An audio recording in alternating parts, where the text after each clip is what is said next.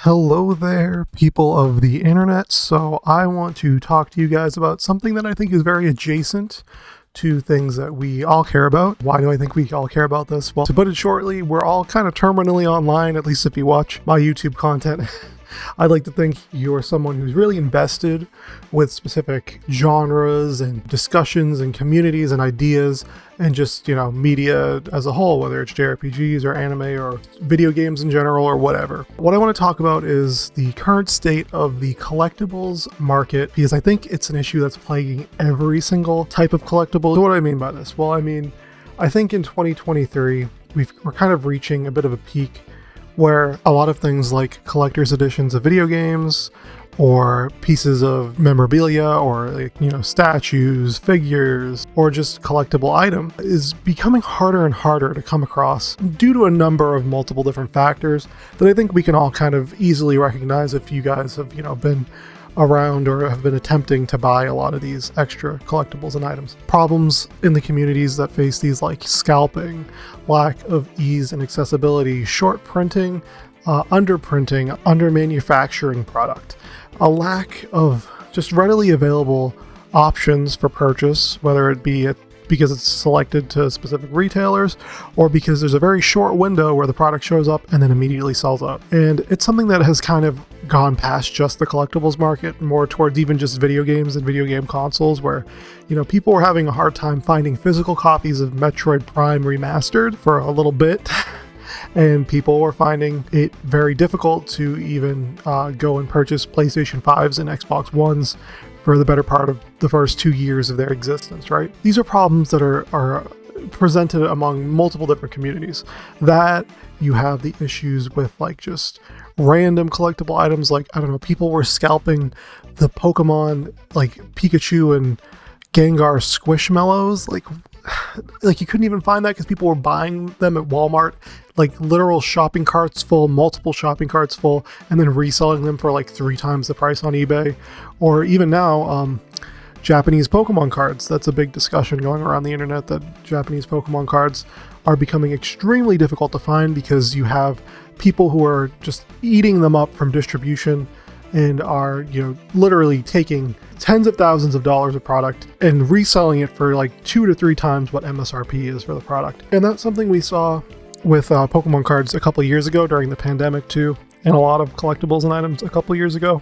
But again, it's showing its ugly head with a lot of recent content, and I wanted to discuss it with you. Now, of course, the first thing that might come to mind with you guys is last year's Xenoblade Chronicles 3 Special Edition, the kind of collector's box of Xenoblade 3 that was announced after the 30-minute long direct and was essentially delegated to a small window of time that it was going to be made available on the Nintendo website, the official Nintendo store. They said that, you'll have the special edition, which will come with all the special edition contents, and then you'll get the physical copy of the game. So the game doesn't come with the special edition contents. It's kind of weird, right? And then it was like, it might have been more than 120, but I remember it being around $120. Maybe I'm wrong. But regardless, you had the special edition, which was announced to come out at a certain time. It was then delayed because the website literally crashed because too many people got onto it at once and no one could buy it. And then they're like, okay, we'll wait another day. And then they just literally shadow drop out of nowhere. Like, oh, hey, here's the Xenoblade Chronicles 3 Definitive Edition or the special edition. Here you go. Have fun. Good luck. And it's like people who were looking forward to this or who were trying to get there, to be first to getting it, they didn't even have a chance at that point. You didn't even give them the opportunity because all they would need to do to figure it out was to make sure you're checking Nintendo's Twitter for 3 to 4 weeks, 24/7, and a lot of people don't have time for that. And then you make it even more difficult to purchase this product by limiting it to one specific website directly from Nintendo, where your website, in all honesty, the user interface is bad. The system of checking out, it takes a little bit too long, and it also isn't just easily accessible to a lot of people. Like a lot of people gotta sign up or remember their passwords and set up their payment and stuff like that, and it's a far cry from letting them choose whatever retailer of their choice, which I believe they did that with both the Xenoblade 1 Special Edition and the Xenoblade 1 Definitive Edition Special Edition and the Xenoblade 2 Special Edition, because I believe I bought the Xenoblade 2 Special Edition at a Best Buy. And I think I bought the Xenoblade 1 Special Edition over Amazon. I think. Maybe I'm wrong. But I know I bought one of them from Best Buy. Maybe I bought both of them. But regardless, my point is, like, you know, Nintendo artificially made it very difficult to purchase that product. And as a result, what are we seeing now? We're seeing 5 to 6 months later, you go on eBay, right? The only place where you're able to really find this anywhere. And people are reselling the collector's edition box without the video game, without Xenoblade Chronicles 3, the game, just the box with the art book and whatever little, you know, doodads come inside of it. They're reselling that for $200 to $300. Do you know how fucking insane that is? $200 to $300 for a box with an art book? Like, like, you don't even get the video game. And that's a markup to an extreme degree, right? And it's something that is unacceptable. I think fans of Xenoblade deserved a lot better, because it's very rare and very hard for Xenoblade fans to get some sort of collectible or memorabilia of this franchise. The only other thing I could think of was there was the Good Smile, Nia and Mithra and Pyra statues that were released, and I think I still have a pre-order on one of them. I think I have the pre-order on the Nia one coming in April.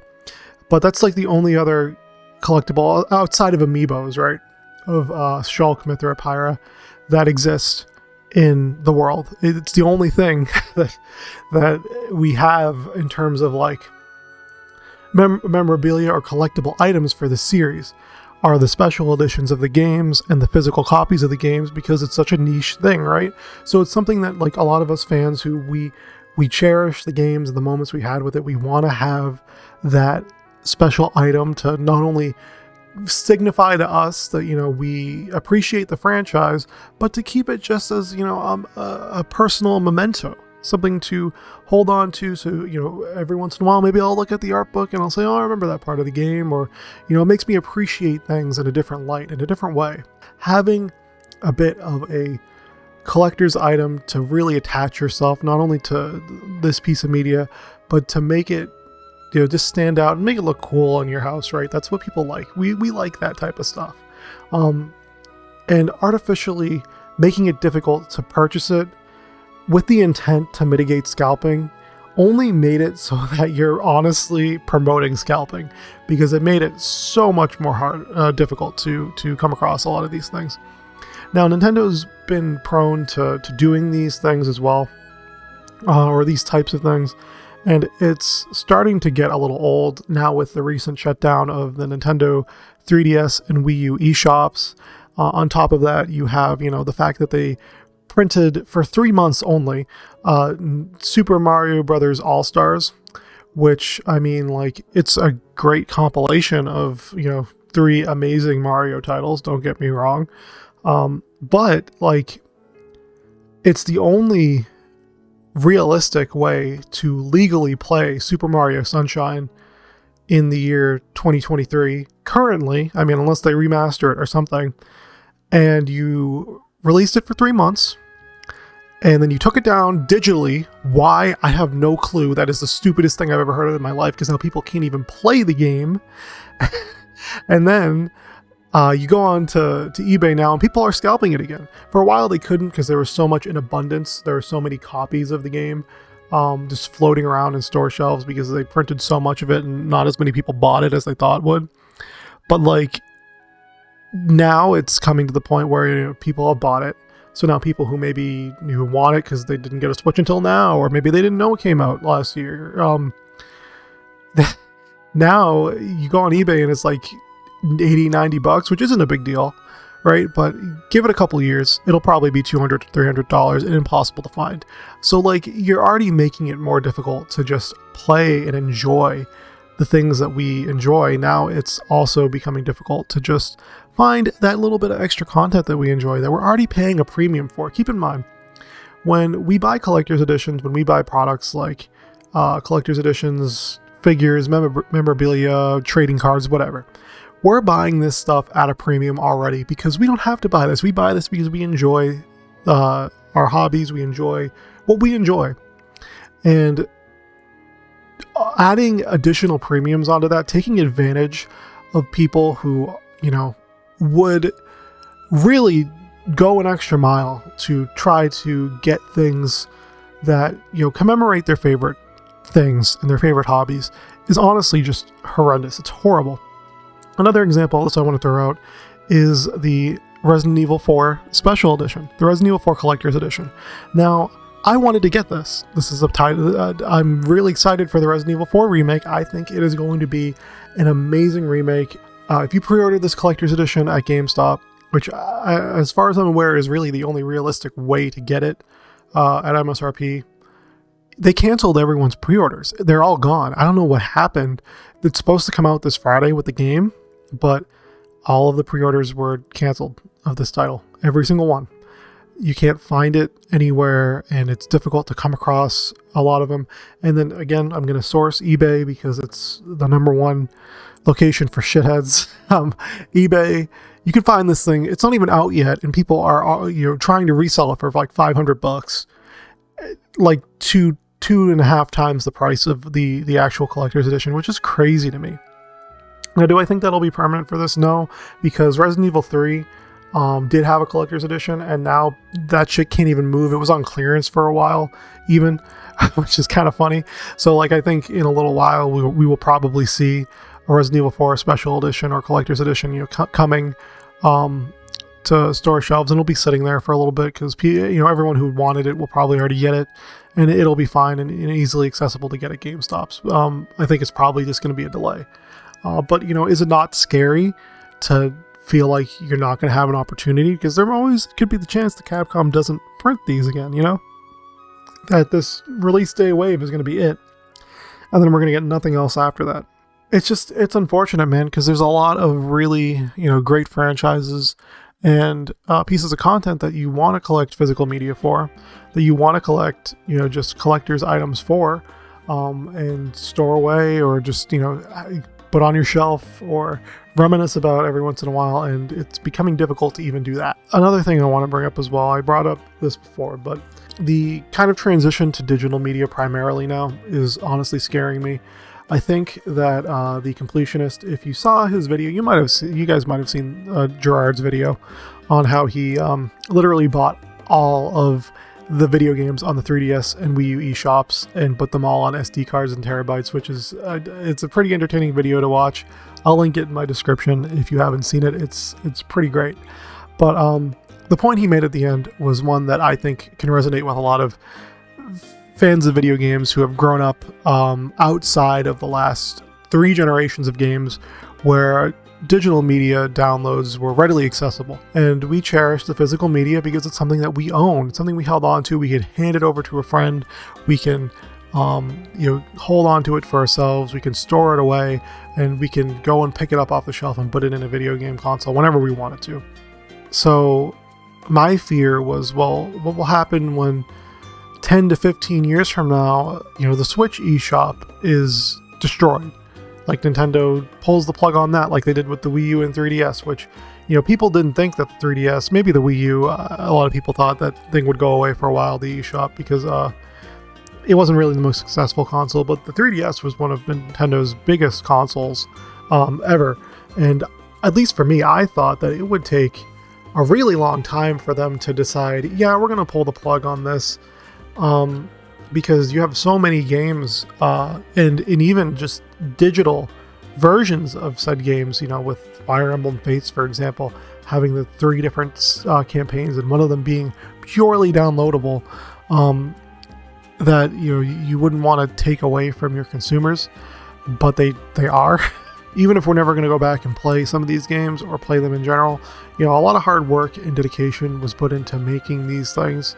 And to have that kind of go unrecognized and forgotten after years is really unfortunate, you lose the history, you lose the culture. That mixed in with the fact that Pokemon cards too nowadays, and I'm going to get into this pretty briefly, is, if you try to go online and purchase any of the new Pokemon card sets, the Scarlet and Violet base set, the newest set that just came out, Triplet Beat, The MSRP in Japan for these boxes is $50 a piece. No, sorry, it's about 450 yen, I think. The internet has decided, how about no? And let's have our distributors, instead of giving them to local game stores or throwing them into certain retail locations, let's just have them pump it into one guy who I don't want to name names, but there's one guy on Instagram. I'm gonna name names. I'm gonna call this guy out because he's a scumbag. It's Pokemon Ninja Japan on Instagram. That's his name. And it's like people like this guy who post pictures of themselves literally bragging about the fact that they're buying up hundreds, of boxes, tens of thousands to even hundreds of thousands of dollars of product, and then charging 3 times the price for what, people would normally pay for this sort of thing.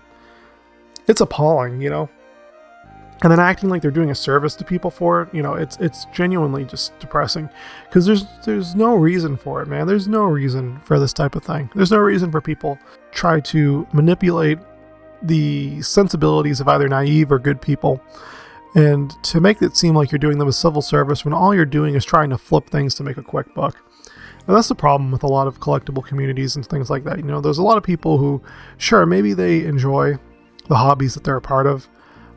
Maybe they enjoy the things that they do with the people that they do, but it doesn't really make them any better of a person if they're still using that, hobby or that thing that they like to manipulate other people and to gain something that is at the behest and the cost of others. Now, are you a bad person for maybe, wanting to make a little money off of a hobby or a collectible that you like? Like if you have a collectible sitting at home for a few years and, you realize, maybe I could sell this and make a few dollars off of it, right? No, you're not a bad person. You're just someone who, wants to move on with something, or you want to get rid of something. There's a context behind these things. You're different from a guy who buys everything up at once, aka with this guy, or with the people who bought up all the Squishmallows at Walmart and then charges it, at 3 times, 4 times the price because other people can't access it because you took it all. It's like that. I've seen the memes before of people literally rolling up at PlayStation 5 launch events with a pickup truck or with a box truck, and then blocking the doorway so no one else can get in, and unloading all of the fucking PlayStations onto the truck, and then 5 minutes later charging 3 times the price for it. And that's what the scalping community does, right? And it's an issue on so many levels, but it's something that gets into the heart of what I want to say about this topic at the very end here, is don't buy into these. Don't buy into how people handle these things. Do not give in to the pressure of buying a resold product off of eBay, Mercari, whatever website lets people sell things secondhand. Don't do it. If it's I won't tell you how to spend your money, right? Personally, I won't tell you that you're a bad person for deciding to buy something that you want to buy, even if it is at a high price, because maybe for you, money's not an object, right?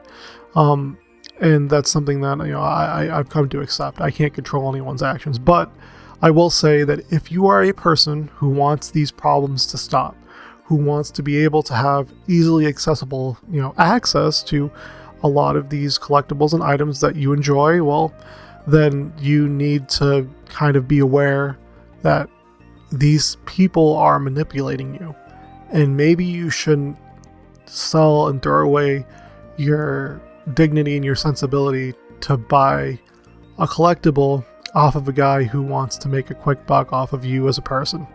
That's my primary way to fight this. There's nothing we can do as the consumer to try to force these companies to change their methods and how they distribute things, because of course, a company's going to print to demand of a product. A company like Nintendo isn't going to print hundreds of thousands to millions, or I should say, they're not going to print millions and millions of copies of the Xenoblade 3 Special Edition because it's not that popular. They're going to print, as many as they think people will want, and then when it sells, and when it doesn't, it doesn't, and then they can't print anymore because they've calculated how much demand is and they print it to that. So yeah, let me know what you guys think. Let me know what you guys would do to try to help fix this problem in the comments. I've been talking about this for like a half an hour. Probably going to have to edit it down. But thank you for listening. I appreciate it. I'll see you guys in the next one. Bye.